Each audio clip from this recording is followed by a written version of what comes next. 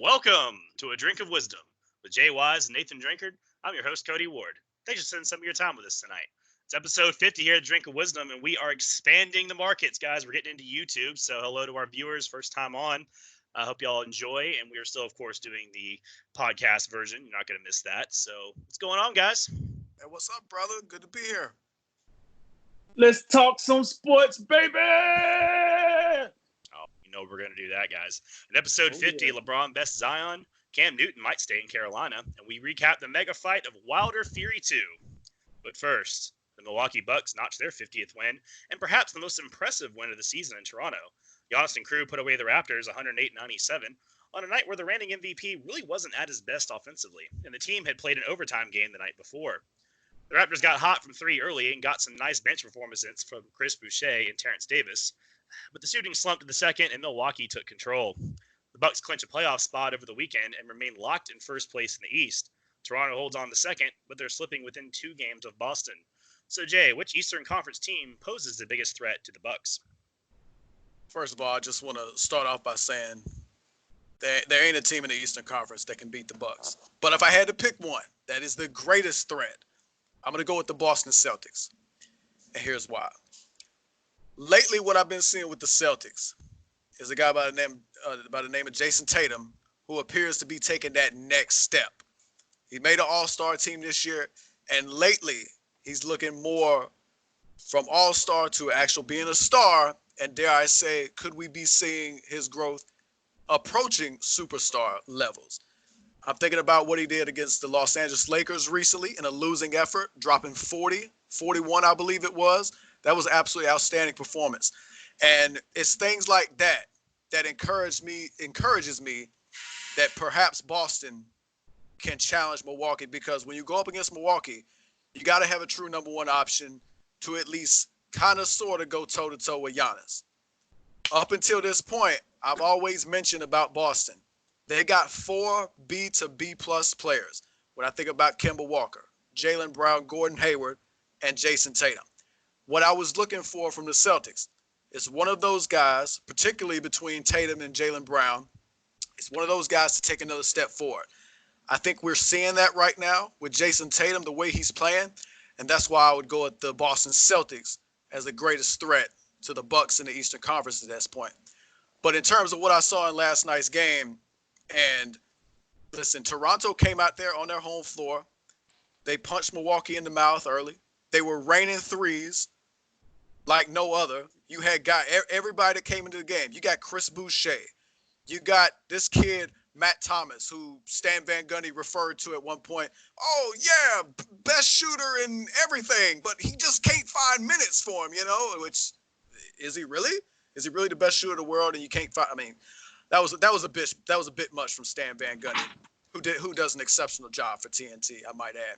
But Toronto, when I look at Toronto, I really liked how they defended against Giannis. I still think defensively, even without the services of Kawhi Leonard, they're still really good defensively. I like how they clogged the lane and they made things difficult for Giannis. But this is one of those situations where the Bucks supporting cast, unlike last year in the Eastern Conference Finals, which it was much of the same. Giannis had his difficulties. They clogged the paint. They made things difficult on him. And Bucks players just didn't make shots from the outside as they had throughout the season. They had a lot of guys make shots last night. It was a balanced scoring effort. You get Chris Middleton leading the way with 22 points. Giannis only goes 3 for 10 from inside the arc, ends up with 19 points. Not a great evening by any stretch of the imagination, but just Eric Bledsoe doing some stuff for you. You get DiVincenzo, great minutes from him off the bench. The Lopez boys doing some great things as usual. And their collective depth and the way they complement Giannis with all the outside shooting they throw at you. You can't forget about guys like Wes Matthews. Marvin Williams, I thought he did an exceptional job hitting quite a few corner threes. Another one of those under the radar additions to that team. And Toronto, when the threes stopped dropping in the second half, that they just didn't look like they were in the same class as the Milwaukee Bucks. And it doesn't help when our boy Bar Soap, Kyle Lowry, comes in there and what was he, 2 for 12? And you combine that with Serge Ibaka giving you 2 for 15. It's just tough to overcome when Milwaukee's just hitting you with so many guys off their bench and surrounding Giannis. It's just tough to ask. I wouldn't rule Toronto out at this point. They hold the number 2 seed right now. If they can hold that, they give themselves a chance to make the Eastern Conference Finals, because we look at the difference between the 2 and the 3. The 3 is most likely going to face Indiana, and that's not going to be a walk in the park.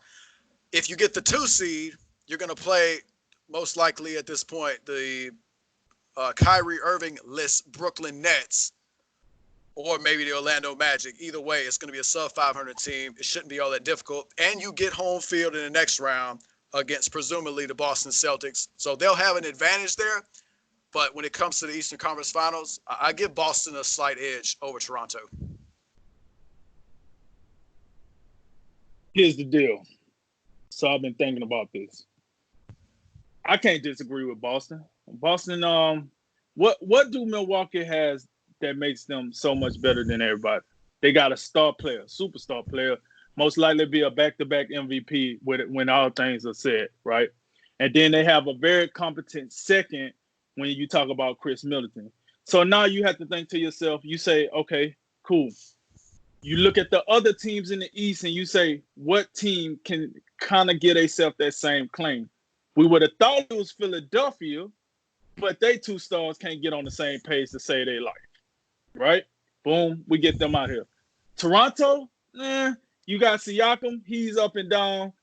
Your second star should be Kyle Lowry, but I think he stated that very well earlier. Now, then you get down to Boston, because let's make no mistake. You got those 3 teams. Maybe you throw in Miami, but it's a little hard to say somebody past Jimmy Butler, right? I know they got Iguodala. Oh yeah, what a stellar. That's really going to get you in the top bracket. Look, I like Iguodala, but that ain't it. You give me something else. So that leaves us with Boston. Boston hits the checklist. Let me remind you, another thing that people don't look at about Milwaukee is their coach. Mike Budenholzer is an elite coach.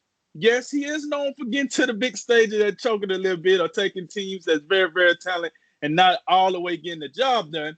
However, when Mike Budenholzer had put that Midas touch, they have been a very phenomenal team. They just got to learn how to cap it off. And I think we're going to see that this year. Here's the deal.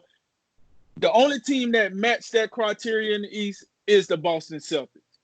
Coach, star, a good second, a decent bench. That's Boston. That's a team that can take Milwaukee to a 6, maybe even 7, depending on how the series goes. You just never know. You know, Giannis might tweak an ankle and miss a game or 2. You never know how they go down, right? I have to look at things that's past the obvious, right? The obvious is if your bench ain't cutting it, you're out of here. Like, because Milwaukee bench is coming to play every single night. So if you one of these teams with 2 dudes off the bench, you got a hot 7-man rotation, yes, I got it. I know people will tell me, listen, hey, man, they only go 7 deep in the playoffs. Yeah, whatever. But you need to know that you got at least 10 that's ready to go. You might only go 7 deep, but you need 10 ready to go because you never know what you're going to get. That 7 might look good in a regular season, a Tuesday night in Portland, but when you go in a 7-game series in the Eastern Conference Final, you need to know you got some guys ready to go. And right now, Boston is that team that got some guys ready to go. So to answer that question, I agree with Jay. I think most likely it will be Milwaukee and Boston as your final 2 teams standing in the Eastern Conference Finals. Now, the game last night proves exactly why Toronto is not in that sweepstakes, buddy. Because if they can't make threes, this is over. And they ain't playing with you, all right? We seen it last night. The first half, they rained in threes. Oh, yeah. Hey, no name, get over here. Get you some of this. Hey. Yo, coach, you want some too? Nick Drake out there doing his thing with the championship belt. He trying to troll Giannis. Giannis said, no, my friend. No, my friend. That is not gonna work, my friend. I'm not Golden State, my friend. Like, he's like, you can troll him all you want, but all he gonna do is turn it up. You dig? And that's what happened. You see what happened to Joel Embiid. I'm the best player in the world. If you don't say, we see how that turned out. Checkmate. So you can do all these different things, but at the end of the day, you got to play the man. In order to beat the man, you got to beat the man. And Giannis ain't coming to play with you. And that guy, that number 2, that I'm not the highest on, but he still does his thing. Chris Middleton, yeah.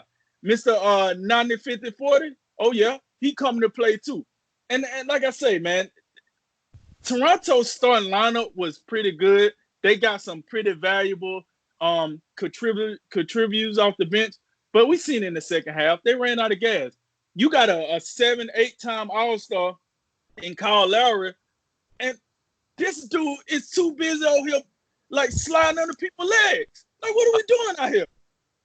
What are we doing? I've never in my life watched the NBA game and seen somebody get called for an offensive foul like that.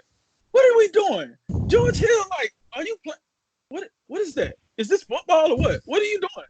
He literally tried to slide through his leg. I done seen players throw the ball through somebody's legs and go around. And, but to actually try to go under a guy while you're dribbling, that was outrageous.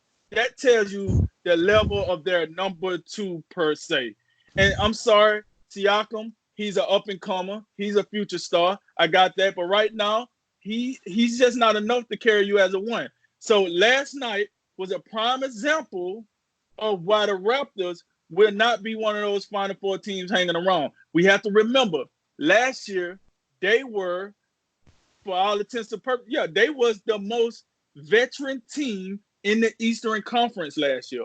We overlooked that. If you look at that roster last year, player 1 through 8, they was just as seasoned as Golden State was. That's why when they found the loophole with Golden State with the injuries, they took advantage and they won that series. I'm sorry, that is not the same case this year.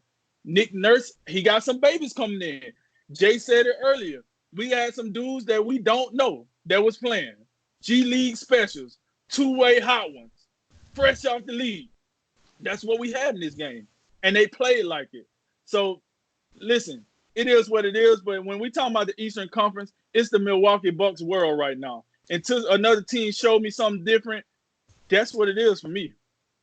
Yeah, and just to cut in before Cody goes, I would not count Toronto out at this point, although I do think it's tough when you lose to Milwaukee in this way when they're coming off the second night of a back-to-back. They just played an overtime game against the Washington Wizards in their building.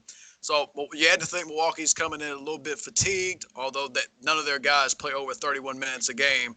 But Toronto is still missing Marc Gasol and Norman Powell, so they are not at 100%.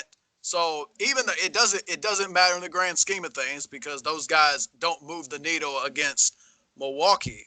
But you put Marc Gasol back in the fold, maybe you get Norman Powell back, and that could give them a better chance to be in the Eastern Conference Finals and give them a better chance to beat Boston. I would generally agree with that. Yeah, I think to answer the question, I think y'all are right. I think Boston is the team that you look at as the front runner. They look at them, you look at the Raptors, they seem kind of similar in a lot of ways. You have a team that has a lot of B to B plus guys, but there's no one that really is like over the top. You have a guy Tatum and a guy like Siakam that are both close. Tatum's been around a little longer and he's looks closer than Siakam does to becoming that type of, A plus, just he's our guy, But, yeah, man, last night, I think what you saw really was Milwaukee at their best, which is that suffocating rim defense. That's really going to force you into a lot of threes and a lot of jump shots you don't, honestly always want to take.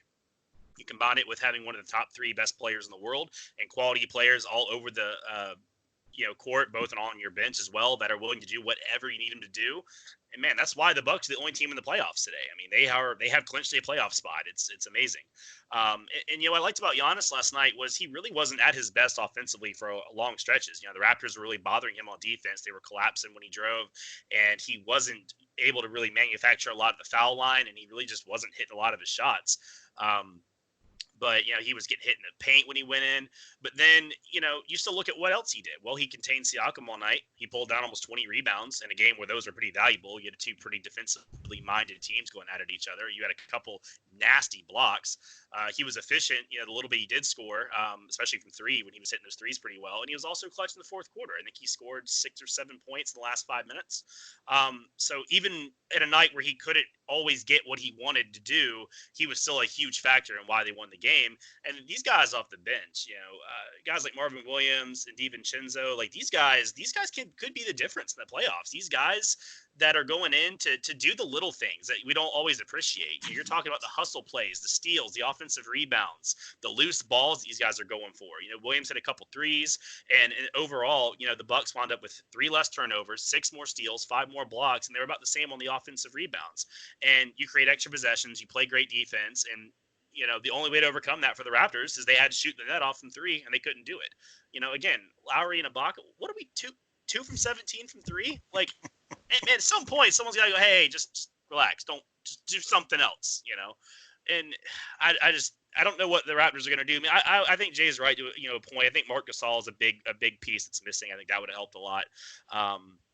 We saw how good he can be, in the playoffs, and Powell's a nice guy to rotate, but I don't know if that's going to move the needle enough against the Bucks, and I don't know if that's going to be enough either. So yeah, right now I think that the Celtics are your team. That's the biggest threat to them, and Milwaukee once again proved last night, despite the odds, we're the best team, especially in the East, and you're gonna have to go through us to get to the finals. Yeah, and last point about Giannis, and I said this when we was watching the game last night. Even on a night where he didn't score the ball particularly well, and I don't know if I remember this correctly, but that really I only remember the one drive to the basket where he got a layup. It was the last possession of the second quarter, I believe, going into halftime. Everything else, the Raptors walled him off.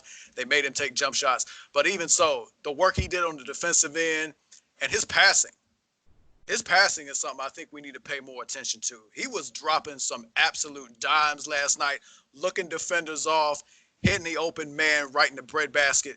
It was beautiful to watch. It's just another one of those things where we look at, when we talk about guys getting back-to-back MVP awards, you got to do something special, and you really got to show improvement.